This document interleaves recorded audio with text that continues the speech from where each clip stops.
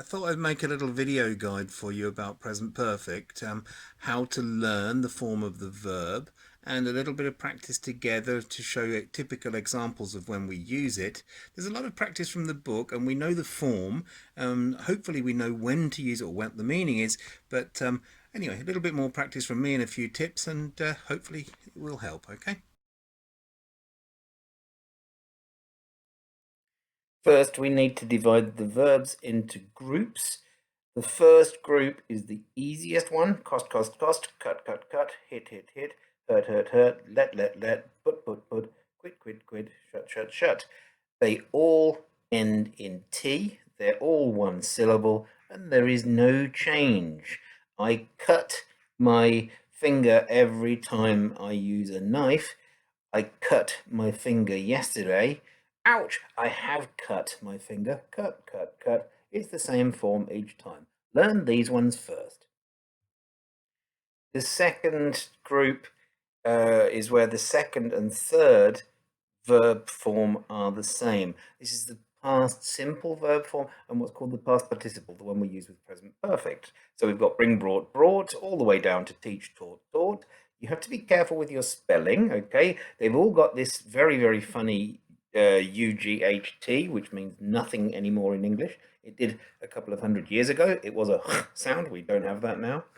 But each verb has its basic form, bring, then the past, brought, then the present perfect. I have brought some homework for you, my teacher.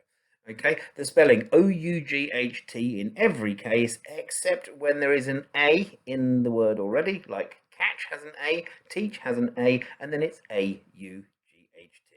Okay. In the next group, the second and third forms are the same again. We've got the ones that go like keep, kept. We've got the ones, in fact, if you add sleep, slept, creep, crept, if you have sweep, which is what you do with a brush or a broom, then that's also swept. Okay. Then we've got the like feed, fed, lead, led, leave, left, and read, read. Yeah, watch the spelling. It stays the same, but the sound changes. And then we've got a little change. We've got the ones that end in END that becomes ENT, lend, lent. Okay. And then we've got another group, sell, sold, tell, told. Okay. Then we've got lay, laid, pay, paid, say, said. The sound is different, but the spelling is the same as the other two. Okay. Pay, paid, say, said. Okay. Be careful with that you learn how to say it as well as how to spell it. I've got find, found. There are a few other verbs that are like wind, for example, or bind, that are bind, bound, wind, wound.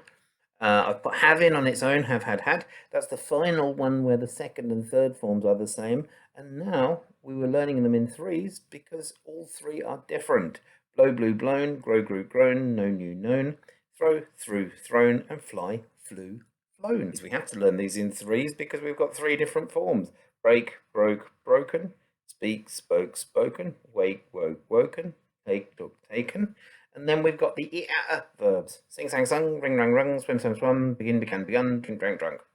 Okay? Learn them in threes. You can recognize a pattern. Finally, this is not every irregular verb, but if they're not in the table at the back of your book, then they are probably regular. They just add ed. Okay. The last group, give, gave, given, drive, drove, driven, ride, rode, ridden, rise, rose, risen, write, wrote, written. Okay.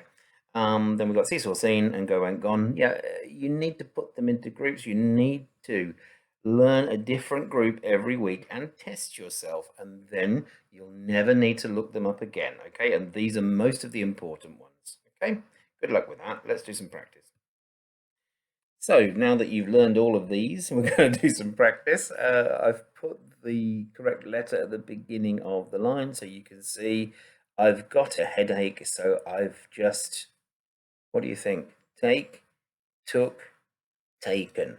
2 paracetamol. Yep, good. Okay. Hurry up. The match has already begun. Who has all the water? Drink, drank, drunk. Who has Drunk all the water. The sun has, so it's already light outside. Okay. Ooh. Yeah, the verb is rise. Okay, any ideas?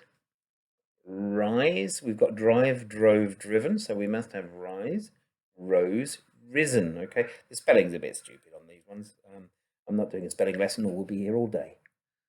I have something an email to my cousin. Could have been sent, but it's got a W at the beginning, so it's right.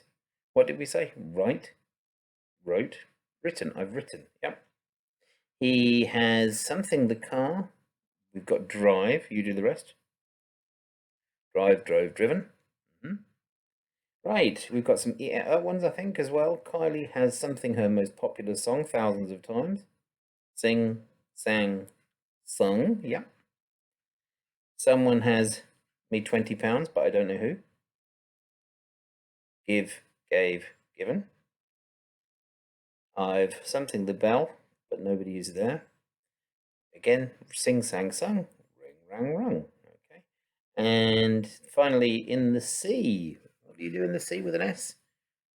Swim, yeah. So I've never swum in the sea. Okay, answers coming up now. More practice to follow.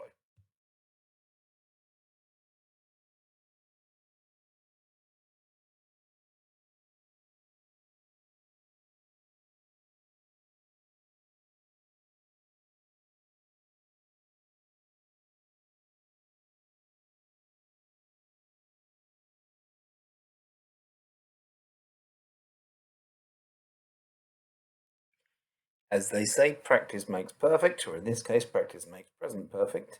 Let's have a look at what you can do to improve on this, because it's a big bit of grammar and it's only got 2 lessons. So we can look at the BBC Learning English website. The address is there at the top.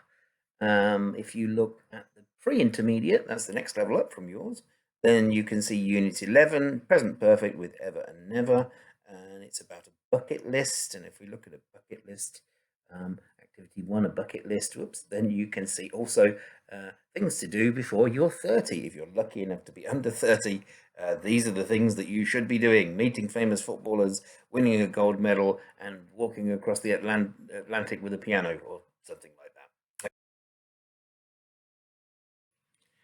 Please don't forget to use your online practice from Oxford University Press. We've got the website ELTOUP. You can find it by using Google. Okay, there's a website, and of course, if you click on file 12, you'll get practice also from lesson A and lesson B. That's this lesson and the next one. And you can also have a look into those ones. So, for example, present perfect, choose the correct answer. You've been to that restaurant, and the question is have. And of course, it's all digital, so you can check your own answers.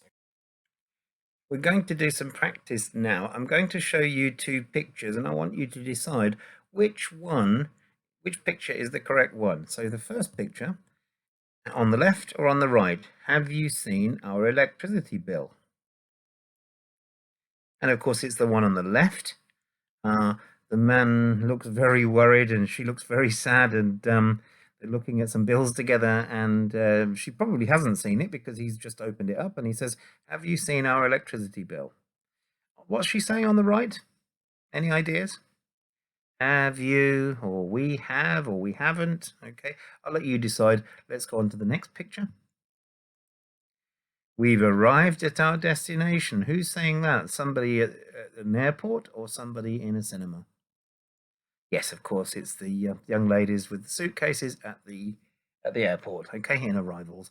On the right, they're probably not saying anything, are they? But what's happened? Right, on to the next one. Have you visited this country before? What do you think? 2 people looking at phones, or somebody with a passport? Yes, it's the one on the right. Okay, have you visited this country before?